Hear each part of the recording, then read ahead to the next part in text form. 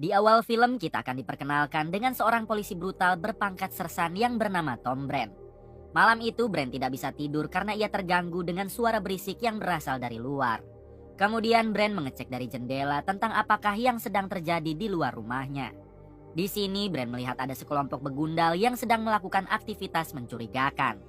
Oleh karena itu Brand pun langsung turun ke bawah sambil membawa sebatang kayu. Sesampainya di sana rupanya para begundal itu sedang mencuri mobil. Dan Brand langsung meminta mereka semua agar pergi jika mereka tak ingin celaka. Bukannya takut, para begundal itu malah menantang Brand hingga inilah yang terjadi.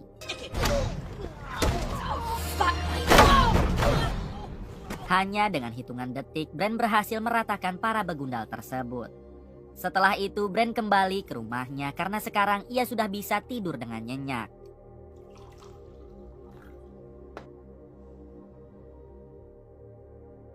Keesokan harinya, Brand dipanggil oleh atasannya di kepolisian. Rupanya berita tentang Brand yang menghajar sekelompok begundal semalam telah viral, dikarenakan saat kejadian terekam oleh CCTV. Si atasan menegur Brand agar dirinya tidak langsung main hakim sendiri, karena itu bisa mencoreng nama baik kepolisian. Si atasan juga tidak akan segan-segan memecat Brand jika dirinya melakukan itu sekali lagi. Namun Brand yang tidak terima, ia pun malah balik mengancam si atasan dengan mengatakan jika sampai dirinya dipecat maka Brand akan lebih brutal daripada sekarang.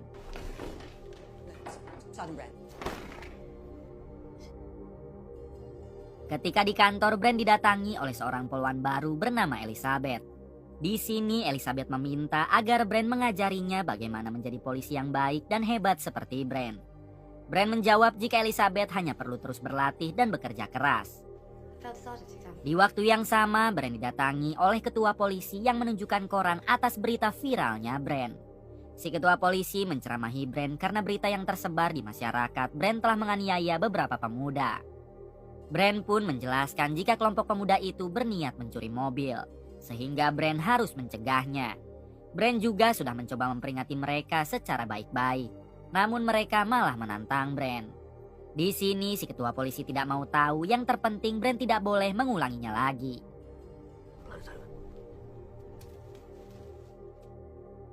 Malam harinya Brand mendatangi rumah inspektur polisi yang merupakan sahabat dekat Brand. Rupanya saat ini si inspektur sedang berduka dikarenakan istrinya baru saja meninggal dunia.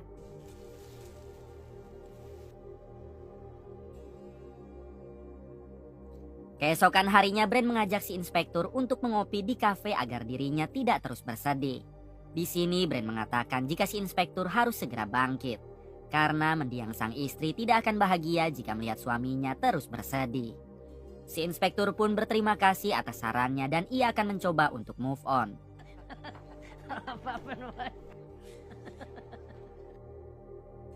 Adegan berpindah ke seorang poluan yang sedang berjalan sendirian. Tiba-tiba poluan itu dihampiri oleh seorang pria misterius yang langsung menembak si poluan sampai membuatnya koat.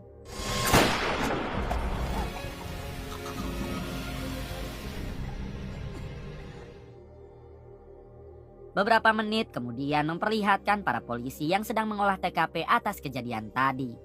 Di sana juga ada Brand dan Elizabeth, si poluan baru, yang belum mengerti tentang apa motif dari penembakan ini. Take his statement. What wasn't I told? Keesokan harinya di kantor kepolisian mereka kedatangan inspektur baru bernama Porter yang berasal dari kota lain. Di sini si ketua polisi langsung mengenalkan Porter di hadapan para anggotanya yang lain. Porter sengaja didatangkan yaitu untuk membantu memecahkan kasus penembakan si poluan kemarin malam.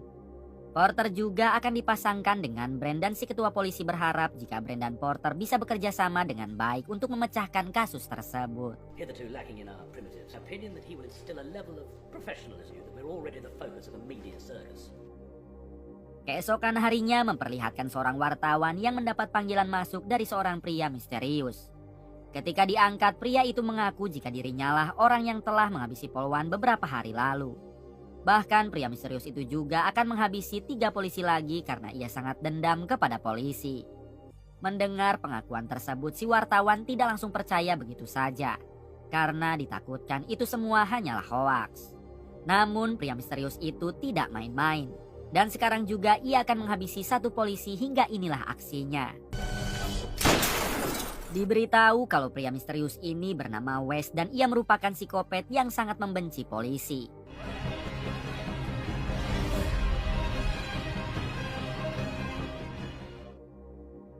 Berita penembakan polisi itu langsung tersebar ke seluruh media. Sehingga si ketua polisi langsung meminta Brand dan Porter agar segera bergerak. Brand mendatangi tempat-tempat yang selama ini ia curigai. Sedangkan Porter mengumpulkan semua rekaman CCTV di setiap tempat kejadian. Namun sayangnya semua rekaman CCTV itu hanya menampakkan Wes dari belakang. Sehingga polisi akan sulit untuk mengidentifikasinya. Di sisi lain memperlihatkan Brand yang mendatangi seorang pengemis. Rupanya pengemis ini bukanlah pengemis sembarangan. Karena ia selalu memberi informasi penting kepada para polisi. Di sini Brand bertanya apakah pengemis itu tahu dengan orang yang telah menghabisi 2 polisi minggu-minggu ini. Si pengemis akan menjawab, namun kali ini ia meminta uang dulu karena informasi tersebut sangatlah berharga. Brand yang tidak bisa diperas tentu ia pun marah dan harus sedikit menggunakan cara kekerasan.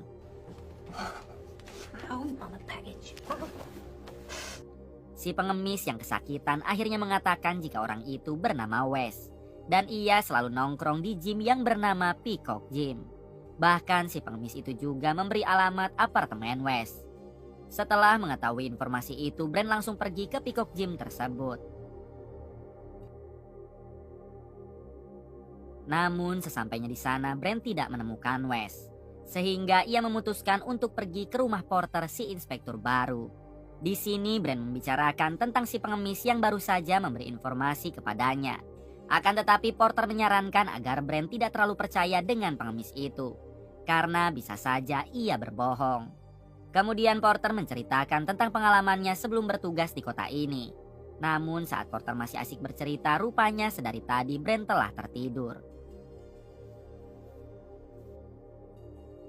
Keesokan harinya Brand mengajak Porter untuk mendatangi apartemen Wes.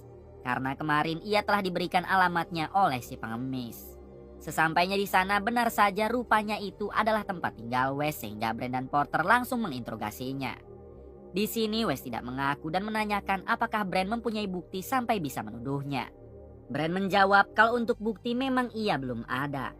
Namun Brand akan menggeledah seisi apartemen Wes.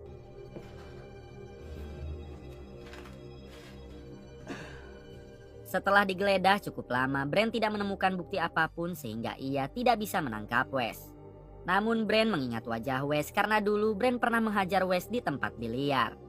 Pada akhirnya Brand dan Porter memutuskan untuk pergi karena mereka tidak mempunyai bukti yang kuat. Ketika Brand dan Porter sudah pergi, Wes yang takut ketahuan, ia pun langsung mengemas semua barangnya dan ia memutuskan untuk pindah dari apartemen tersebut. Beberapa jam kemudian setelah apartemen Wes kosong, terlihat si pengemis yang mendatangi apartemen Wes.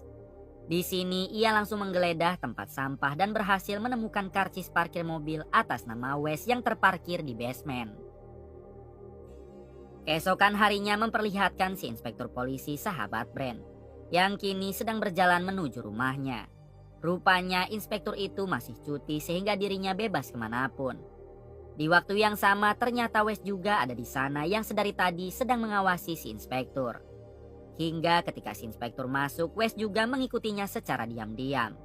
Setelah itu Wes mengetuk pintu dan berpura-pura sebagai tukang servis TV. Ketika si inspektur membuka pintunya, Wes langsung menodongkan pistol dan inilah yang terjadi.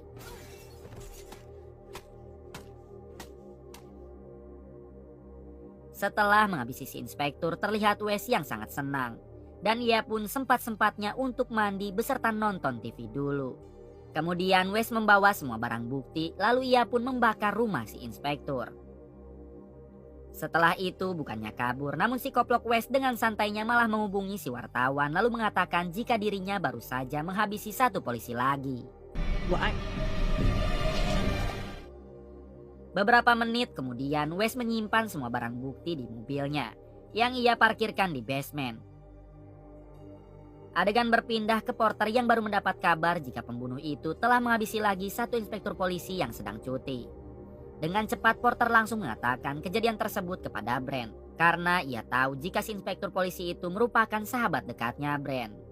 Brand yang mendengar berita itu tentu sangat marah karena kini sahabatnya harus tewas. Kemudian Porter mengatakan jika si pembunuh itu sempat menghubungi wartawan dan kini pihak kepolisian sedang mendatangi wartawan tersebut. Di sisi lain memperlihatkan si pengemis yang sedang mendatangi basement tempat Wes memarkirkan mobilnya. Di sini ia pun berhasil menemukan mobil Wes dan langsung membuka bagasinya. Ketika mengetahui isi bagasi itu berupa barang bukti atas pembunuhan Wes, ia pun seketika langsung gembira karena kini si pengemis berniat akan menjual informasi tersebut. Dengan cepat si pengemis itu menghubungi si wartawan lalu mengatakan jika dirinya telah mempunyai barang bukti atas pembunuhan yang Wes lakukan. Namun si pengemis itu meminta bayaran 50.000 pound sterling jika si wartawan menginginkan informasi tersebut. Pada akhirnya si wartawan menyetujui permintaan si pengemis hingga mereka pun janjian di basement tersebut. 50k in cash. Beberapa menit kemudian memperlihatkan si pengemis yang telah bertemu dengan si wartawan. Di sini si pengemis itu langsung membukakan bagasi mobil Wes yang berisi barang bukti atas pembunuhannya. Tanpa mereka sadari rupanya Wes sudah berada di sana dan mengintai si pengemis tersebut. Ketika si pengemis dan si wartawan pergi, Wes langsung memindahkan semua barang buktinya. Sedangkan si pengemis dibawa oleh si wartawan ke suatu kafe untuk memberikan bayaran yang telah mereka sepakati. Terlihat si pengemis sangat senang karena sekarang ia mendapatkan uang yang banyak. Kemudian si pengemis pergi ke toilet untuk menghitung uang tersebut. Ketika sedang asik menghitung, tiba-tiba datanglah Wes dan si pengemis langsung ketakutan. Si pengemis memohon ampun agar Wes tidak menghabisinya. Namun Wes yang psikopat tentu ia tidak akan pernah memberi ampun hingga inilah yang dilakukannya. Setelah itu Wes pergi dengan santai sembari membawa semua uang pengemis itu. Beberapa jam kemudian terlihat kafe itu yang sudah dipenuhi oleh polisi untuk mengolah TKP atas kematian si pengemis barusan. Di sana juga ada Brandon Porter yang sedang menginterogasi si wartawan. Si wartawan mengatakan jika si pengemis itu telah menemukan barang bukti atas kematian inspektur sahabat Brand. Bahkan si wartawan juga telah melihat barang bukti tersebut yang disimpan dalam bagasi mobil di parkiran basement. Mendengar hal tersebut, Brand langsung mengajak wartawan itu agar menunjukkan barang buktinya. Namun ketika mereka sampai, rupanya barang bukti itu sudah tidak ada. Karena kita tahu jika Wes telah memindahkannya. Murder inquiry. I want the disc for the last month. Disc for 4. Malam harinya Brand yang sangat curiga terhadap Wes, ia memilih lembur di kantor untuk mencari data tentang Wes. Namun setelah mencari cukup lama, Brand hanya menemukan data Wes yang pernah ditangkap akibat kasus sepele. Kemudian Brand meminta bantuan kepada admin polisi untuk melihat siapa saja anggota polisi yang dulu pernah menangkap Wes. Ketika dibuka ternyata nama polisi itu ada 4. Dan 3 diantaranya sudah tewas dihabisi termasuk inspektur sahabat Brand. Di sini Brand mulai menyadari jika pembunuh yang telah menghabisi ketiga polisi itu adalah Wes atas motif balas dendam. Kemudian Brand membuka nama keempat dari polisi yang pernah menangkap Wes dulu dan ternyata itu adalah Elizabeth si polwan baru. Mengetahui jika Elizabeth adalah target Wes selanjutnya, Brand langsung mengutus pasukan untuk melindungi Elizabeth. Di sisi lain memperlihatkan Elizabeth yang sedang dinner bersama pacarnya yang juga anggota polisi. Namun dari kejauhan rupanya Wes telah mengawasi Elizabeth. Karena benar saja target Wes sekarang adalah Elizabeth. Selesai dinner, Elizabeth langsung diantar pulang oleh pacarnya. Namun baru saja Elizabeth sampai ke rumah, tiba-tiba ia diserang oleh Wes. Untungnya Elizabeth berhasil menghindar lalu ia ditolong oleh tetangganya. Namun naasnya si tetangga harus menjadi korban dari kekejaman Wes. Ketika Wes akan menyerang Elizabeth lagi, untungnya polisi yang diutus oleh Brand mulai berdatangan sehingga Wes bergegas kabur. Keesokan harinya memperlihatkan Porter yang sedang berdiskusi dengan Brand. Di sini Brand memberitahu Porter jika pembunuh itu adalah Wes, orang yang pernah mereka gerbek dulu. Wes akan menghabisi 4 polisi yang dulu pernah menangkapnya termasuk Elizabeth. Semua itu Brand ketahui dari data yang semalam ia buka bersama si admin polisi. Porter menjawab kalau semua itu tidak cukup untuk menjadi bukti jika mereka ingin menangkap West. Mereka harus mendapatkan bukti yang lebih kuat agar di persidangan nanti West dinyatakan bersalah. I thought I'd take matters into my own hands. Adegan berpindah ke West yang kini tinggal di kontrakan barunya. Terlihat West yang sangat senang karena sampai sekarang polisi belum juga bisa menangkapnya. Kemudian West berjanji kepada dirinya sendiri kalau sebentar lagi West pasti bisa menghabisi target terakhirnya, yaitu Elizabeth. West juga berniat akan menghabisi Brand karena dulu Brand pernah mengajarnya.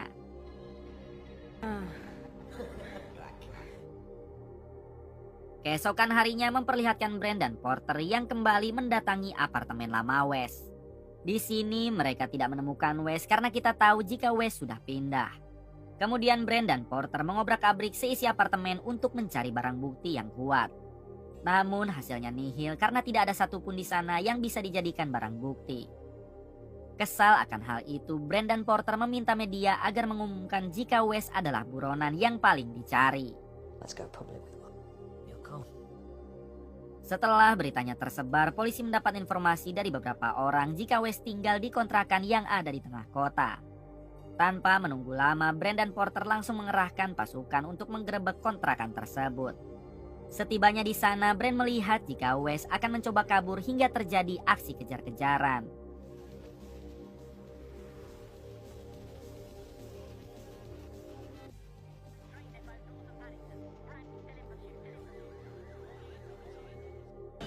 Setelah kejar-kejaran cukup lama, pada akhirnya West menyerahkan diri. Di sini Brand sangat ingin menghajar West. Namun sayang, Porter dan polisi lain melarang tindakan Brand itu.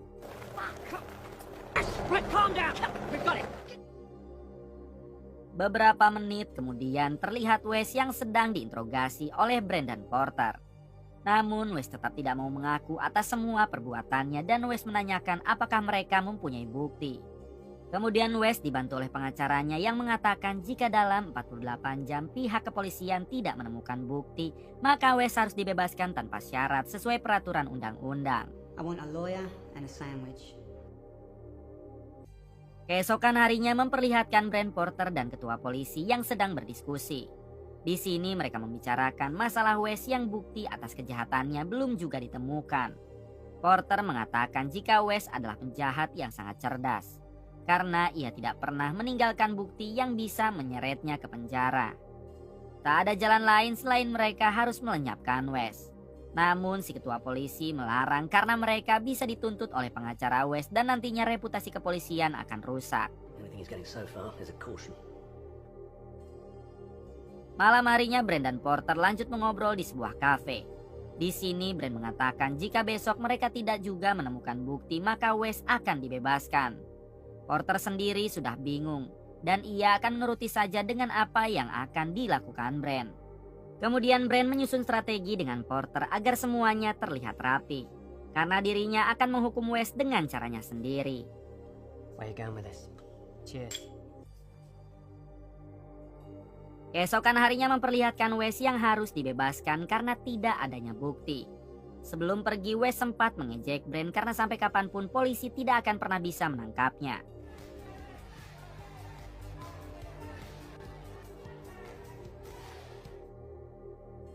Keesokan harinya memperlihatkan West yang sedang bersiap karena sekarang ia akan menghabisi target terakhirnya yaitu Elizabeth dan Brand. Di sisi lain memperlihatkan Brand yang sedang menghadiri pemakaman orang tua rekannya. Tanpa ia sadari rupanya West sudah berada di sana dengan menyamar sebagai polisi. Rejoicing in your kingdom, where all our tears are wiped away. Unite us together again in one family. Setelah pemakamannya selesai, Brand pergi ke suatu tempat dan terlihat West yang terus mengikuti Brand.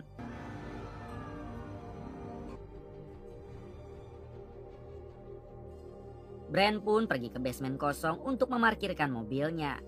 Kemudian Brand berjalan sampai ke atas gedung basement dan di sana ia langsung ditodong oleh West. Namun ketika berbalik rupanya itu adalah Porter sedangkan Brand berada di belakang West dan kemudian rupanya ini semua adalah rencana Brand dan Porter. hingga Brand terus menyiksa Wes tanpa memberinya ampun. Ketika Wes sudah tak berdaya, ia mengatakan jika Brand berani menghabisinya maka reputasi kepolisian akan hancur. Namun Brand tak peduli dan ia langsung menghabisi Wes. Setelah itu Brand dan Porter mengamankan semua barang-barang bukti. Dengan begitu para penyidik akan kebingungan perihal siapa orang yang telah menghabisi Wes. Hanya dengan cara ini kekejaman Wes bisa dihentikan karena psikopat cerdas seperti Wes pasti akan selalu terbebas dari jerat hukum.